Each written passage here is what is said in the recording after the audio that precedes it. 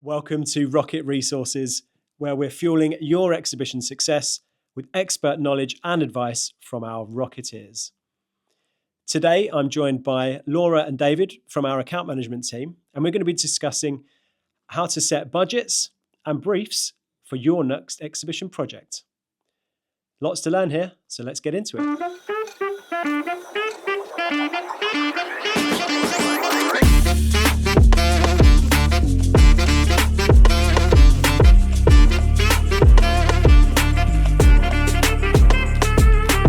Welcome to another edition of Rocket Resources, where we are going to be talking to David and Laura from our account management team, helping you to get the most out of your next exhibition. So welcome, guys. I know you're very pleased to be here, but in all fairness, I really value your opinion, because you guys, out of all of us, probably speak to more people who are doing exhibitions. That's really all you do, isn't it? You only speak to people that are doing exhibitions. And so you've got a really, really good insight to hundreds of conversations over the years, thousands probably. That would be really good to share a bit of insight and a bit of knowledge to help people who are looking to do their next exhibition. So I think let's start off the top talking about your roles as account managers and what you do to help people to get the most out of their shows.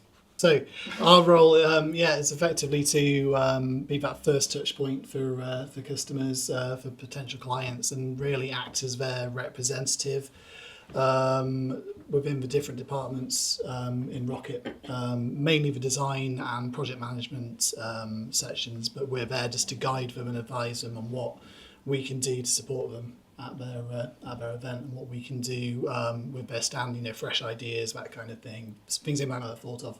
Yeah, sure. Yeah. So you're there, like you say, is that you're that first point of contact. Yeah.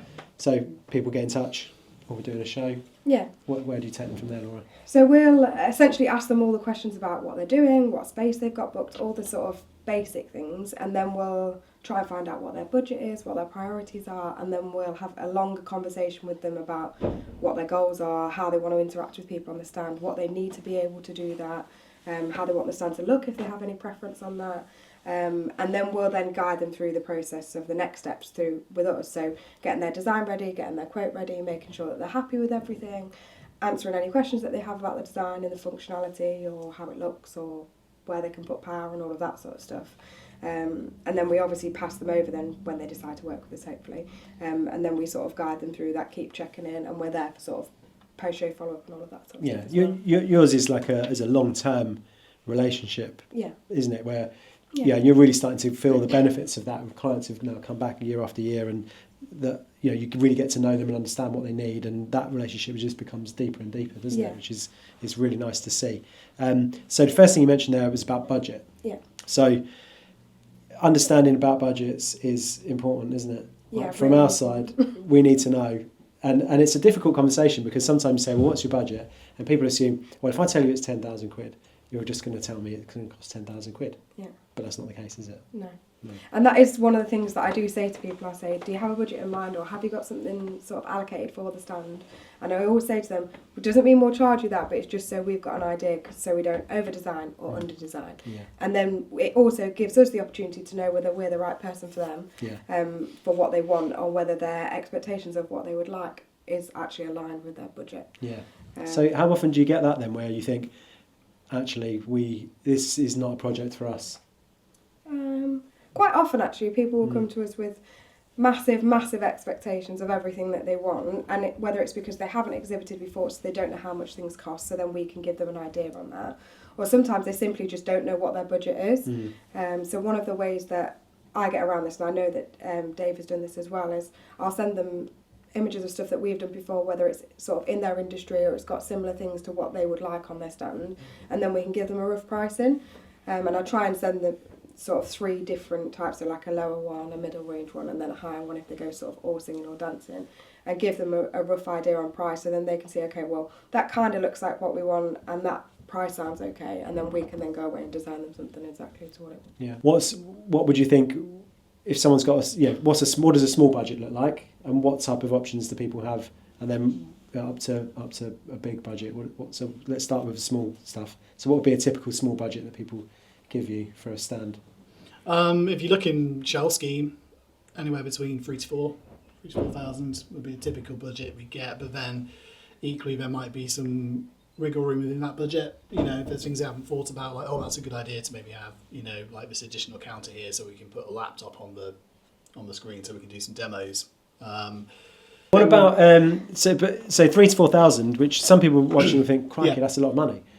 But there are options if your budget's lower than that, aren't there? Yeah. It's just not necessarily a fully managed service like we would offer. Yeah. It could be a self-install, or it depends on what they've got. So, yeah, what sort of options are there for the small stuff? We can do infill graphics, a pretty common one. Yeah, the infill panel graphics for shell scheme stands is a bit of a classic, isn't it? Yeah. Reusable, rollable.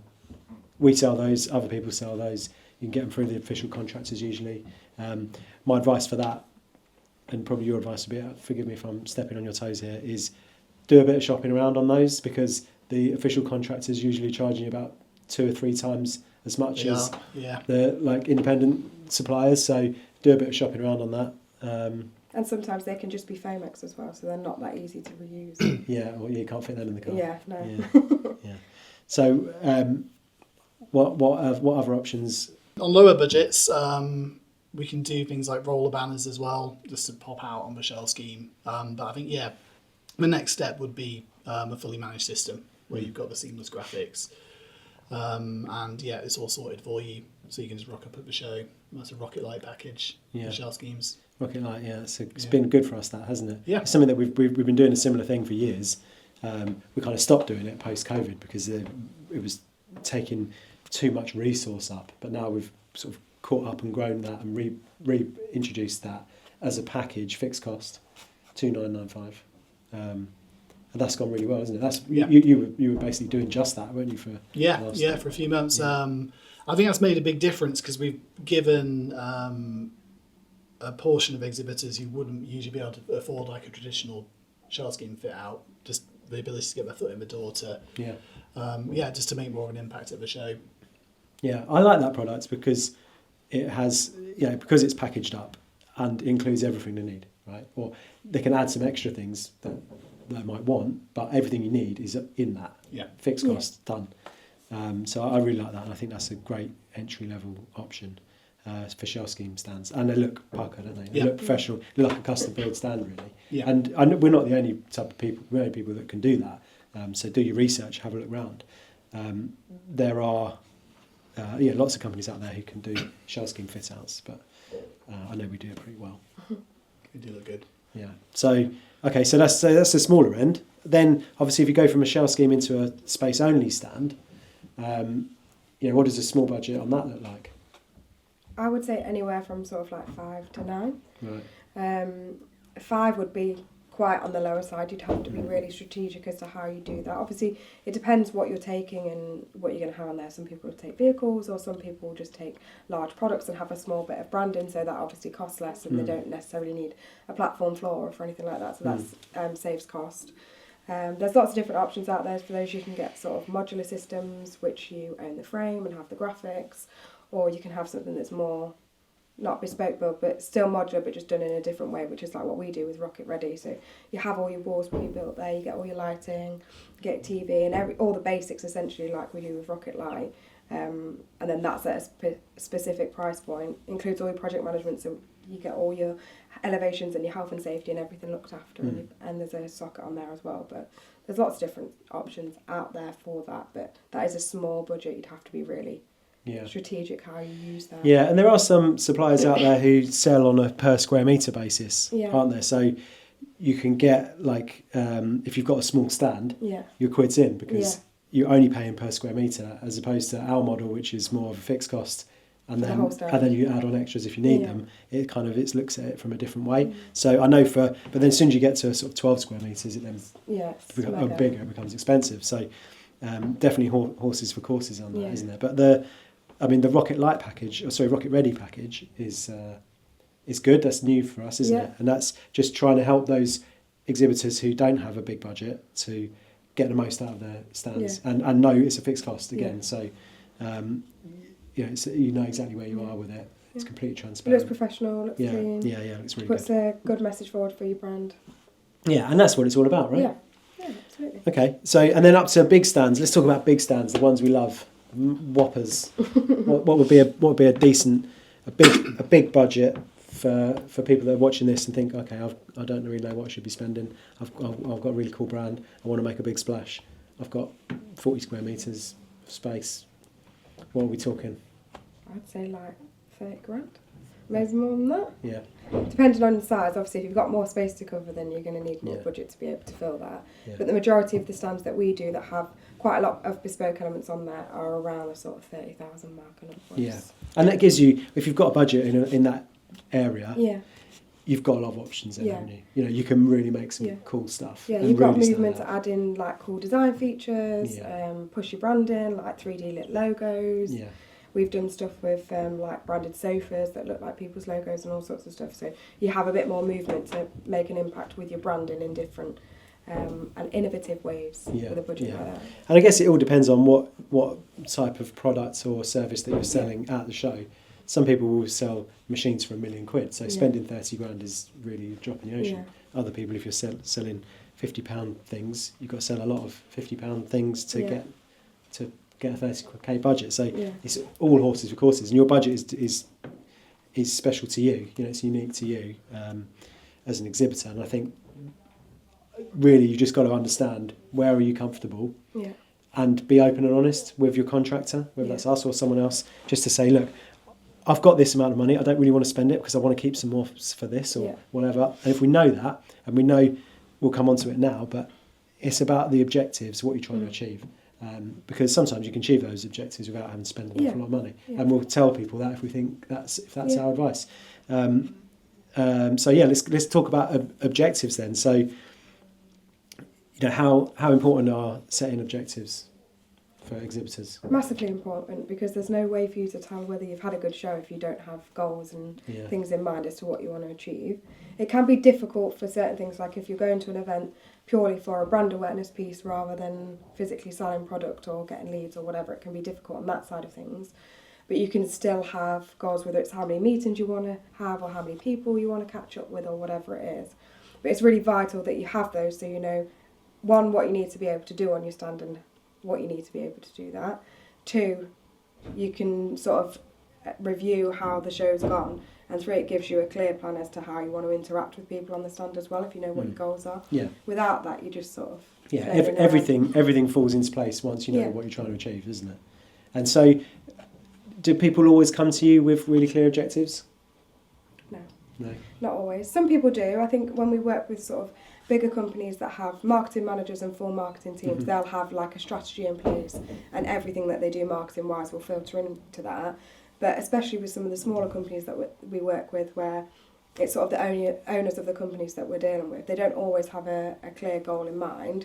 It sometimes is just to sell as much product as possible, or it could be to have particular meetings, but it's one of the questions that we ask, and I think if they don't have that, then it gets them thinking about what they actually want to achieve from the show. Yeah. So it's a massive top tip. Set your objectives. Yeah. Get really clear about what they are, Yeah. and communicate that with your build partner so they can help you to achieve that. Yeah. Because ultimately, that's what we want to do. Yeah. And that's how we measure our success. Is based on, okay, at the beginning you shared these were your objectives. How did you get on? Yeah. And we know, smashed it. Or actually, we didn't do this, but we did do that. And you know, and how did the stand help you to do that? I think that's really important. What would be your top tips for that? You've got to have a really clear plan in place to follow up with your leads Yeah. after the show.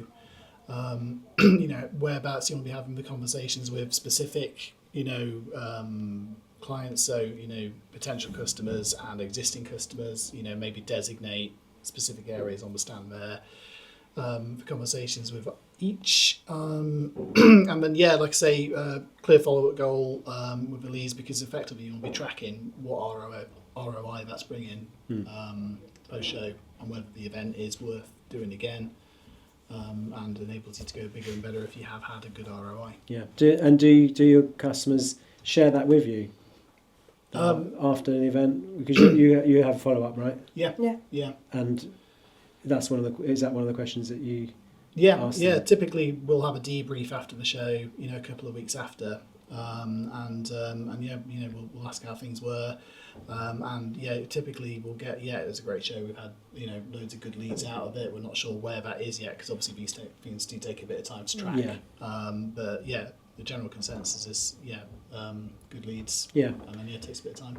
I think there's obviously an element, or there's a point where the responsibility then moves from the stand builder, from the organiser, onto the exhibitor, isn't there? After the show, you've been there, you say, we've got 500 leads, 100 leads, however many is good. And it's from that point, then 100% of the responsibility of the success of the show then falls onto the people who are going to now follow that up and deal with that. So following up after show, what does good look like for that? What's our strategy? Well, we obviously obtain all of their contact information when we first meet them at the show. And then I think last year when we did our show B2B Marketing Expo, the first port of call that we sent to everyone was we sent them a little video. So everybody had a personalised video. We obviously had notes as to what we'd spoken about on the day. Also sort of jogs their memory as to who you are, because sometimes if you get an email from somebody you might have forgotten their name or you can't remember who you've spoken to where. So we sent a little personalised video just saying, really nice to meet you, if you need anything or if you've got anything coming up, or just mention about what you've spoken about to jog their memory. And then at different intervals, so a few weeks later we would follow up with an email or a call, and then we sent mailers out sort of further down the line as well, so they got a letter with our up-to-date brochure and stuff like that. So I think it's just good to have a clear plan in place as to how you want to follow up with them. Whatever that looks like obviously depends on the business and how your lead conversion works. Some people that we build stands for, it can take years for their leads to come to fruition, whereas for others they can make sales on the day. So it's just vital to have a clear plan in place as to how you would ordinarily follow up with leads, and then just transfer that over to working after the show. You mentioned something really good there that we do on our stands is when we take some details from someone, we'll make a note there and then straight away of who they were, what we spoke to them about, and what the conversation, synapses of the conversation, because that helps us to remember, and then it also means that we can be as sort of direct and just go straight. You asked us this question, here's your answer, or you spoke about this. This is how we can help you. I think that's a really, really important one, because I do see people who just have you might have a fishbowl collecting business cards and stuff like that. It's completely pointless, isn't it? Unless you're literally just trying to get random people's details. Just getting data. I would rather have 20 really good conversations, which we can then move into our next phase and confidently predict we'll probably win work from half of them. And then we're going to get 10 new customers, lifetime value, all that kind of stuff that we're looking at over a period of time. That's great. So it's definitely quality, and the quality of how you as the exhibitor work your stand and make sure that you're as thorough with your lead taking as possible. I think that's a really good top tip. Because you'll be talking to people, like hundreds of people sometimes a day, and nobody remembers all of that information. No. And they won't remember, because each visitor is also talking to 20, 30 people, 50 people, 100 people. So if we can write notes and then jog their memory and jog their memory. As much as we think we're so memorable and everyone remembers us, they don't, do they? But they do once you speak to them and jog their memory. So that's a really good top tip. Okay, so the objective setting and so the lead side, I think, the following up, because the success of a show does completely hinge on the results, which will usually come after. You could get everything right, you could do everything well, but if that bit isn't followed up, or if that bit isn't nailed, then ultimately the show wasn't a success, was it? Well, the show probably was, but the follow-up campaign wasn't. So if you want to really do well out of that and maximise the return on the investment, that having a strategy for following up is, and having that well and truly nailed and trained and communicated before you go is super critical, isn't it? Yeah, absolutely, because it also helps you when you're on the stand speaking to people. You know what you're going to do post-show, so you'll know what kind of information you need to have from them on the day and what kind of conversations you need to be having with who. So a clear plan in place for not only how you're going to interact with people on the show, but post-show as well, just sets you up to a good start. Yeah, absolutely. So one of the other things that I wanted to talk about was about people that do lots of shows, because sometimes we get a lead come in and they'll say, I'm doing a show in this, okay, let's look at it. But it and it may well have other stuff booked, but if they don't tell us, what impact can that have What's the, if people are doing multiple shows, where's the leverage? Where's the benefit of giving us all of that information from the start? They can save money essentially, and also time. So we have a lot of customers that will come to us and will have, say, a bank of bespoke items made for one particular stand. And if they have, say, 5 or 6 shows or even upwards of 20 shows, they can use them essentially as a pick and mix pool and transfer them from different shows and reconfigure them. We always have things that have to be sort of used each time, which is like walls and lights and all of that sort of nitty-gritty stuff. That's our stock. Yeah. We hold and maintain and it's done on a rental basis, but then we make them the bespoke elements on top. Yeah, but all the bespoke elements are normally the chunky things that sort of add to the design or display their products or things that give the stand that extra edge. Those are the things that you're then going to save money on, because that's what has to go through our production, which obviously costs more money. So if you already have that bank of elements, you can then reuse them on different shows and save a massive amount of money. It's also great for sustainability because you're not having to reproduce things every time. Absolutely, so if that's at the forefront of your mind as well, it's great to just sort of let us know exactly what you have for the whole year. We can look at your show programme as a whole and create a stand and design a stand that is going to work in a way for all of those stands, even if they look different and they're different sizes. Yeah, and that's the thing, isn't it? Like Dave, we did one recently, or you did one recently, I should say. Yeah. That looked at 6 shows. It was a 6-show programme. Over 2 years. Over 2 years. And initially what they'd done is they come wanting a 3-show programme. And they're like, okay, Dave, I've got X amount to spend on this. Can we make it work? And we couldn't quite make it work for the exact design they wanted within their budget. So, we basically said, okay, look, you guys want this, you're going to be doing those same shows again the following year. I think we can make that work within what you wanted to spend for both years if you want to do a 6-show programme with us. And then obviously we'll store all the bespoke elements, they just get bought out, refurbished time and time again. So they're having the same elements on the stand all the time. And it's saved a good chunk of money doing it that way long term. And it's also a massive thing off their list to do. Exactly that. Because now we've got all the stand sizes, everything's locked in, all the design's done, everyone knows what we're doing. It's all good. It's all good to go. Saves a massive amount of time, and it also means that you can work further in advance on the things that you still have to do, like your stand design, your messaging. You can focus on all of that other stuff that goes into an exhibition stand, aside from just what it's going to look like. Yeah. So what your focus is going to be on the day, your objectives, how you want your artwork to look, all of that other stuff that they're sort of in control of that we don't necessarily help with. It gives them extra time to be able to focus on that as well. Yeah, no, I like that. And I think that's the thing, it's about giving us as much foresight of all of the things, even if you don't have them booked, but say, well, we're planning on doing these shows for this year. And I think that's what we're getting better at now, is that we're getting more visibility of the whole year for each of our customers and things that they're doing. And that, like you say, allows us to help them save money, which is great, more sustainable, great, and more organised, great. Hopefully the results come from that. Yeah, that's really good. So what other top tips have you got for exhibitors? Give us some do's and don'ts. Things that they definitely should do, definitely shouldn't do. Whether that's preparing, at the show, post-show. Dave? I think I said this on Friday. I can say again, is be realistic with your budget. Yeah. So, if you want more of an impact on your stand, you've got to realise that you're going to have to spend a bit more to get that impact, generate more, draw onto the stands, get more leads, and then obviously if you've got your sales team set to follow up with those leads after the show, and keep following up until they convert, then that's going to be a good reflection. I like that one. You don't necessarily have to spend a lot more. No, sometimes, but sometimes you'll have like a bank of fixed costs that so it's almost like a minimum viable stand, let's say. You don't have to do a lot more, and it's not a case of you have to exponentially spend to get exponential results, is it? It's just sometimes it might just be 500 quid more to get a lit up logo or something like that could really pop, or go a bit taller on the walls, or something. It could be just real small bits that just don't make a massive difference to the cost, but just be open to to that. I think that's a good one. Make sure you have a clear plan in place as to how you want to interact with people on the stand. So whether you want to have sit-down meetings or you just want to be taking information, are they going to be long meetings, short meetings? You don't want to be sat on a poser table for half an hour or up to an hour if it's a long meeting where you're going through lots of products. So just really sort of get into the nitty-gritty of how you want to interact with people, and let us know or your contractor know that, because then they can create a space for you to be able to do that. Yeah, that's a good one. Yeah, you need to know how you want to work the space. Yeah. And same comes to product as well, doesn't Yeah. it?